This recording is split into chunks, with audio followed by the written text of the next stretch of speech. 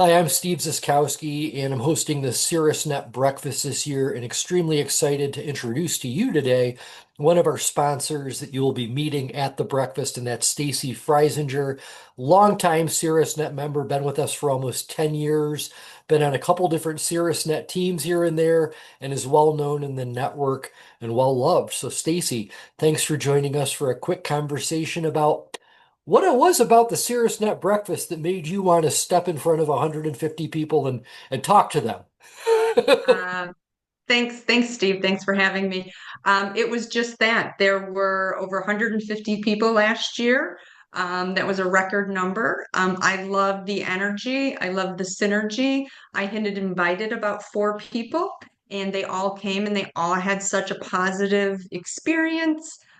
They had so many positive things to say. They connected with people, and I wanted to be a bigger part of that. So one of the things that I really appreciate about Stacy is that she looks at networking and building relationships as a collaborative effort, something designed to really take care of her clients. And, sometimes knowing people in different areas of at-home healthcare and different levels of expertise, different geographies, has worked out really well for her at the service of her clients. So perhaps you'd like to speak about how you've been able to see the big picture in collaborating in CirrusNet. Yeah. Oftentimes I get calls from family members, from clients, and, they're in crisis and they don't need someone to just say, sorry, we don't do that. We don't service that area. They need to be connected. And so I really like to make those good recommendations, good connections, send out warm emails, make sure that they know the person that I'm referring them to has a good idea of what their needs are. And I have found great synergy with what some people would consider competitors. I think of them as like-minded professionals. And I believe what comes around goes around. And most importantly, though, people need to be connected to services. They need to know what's out there.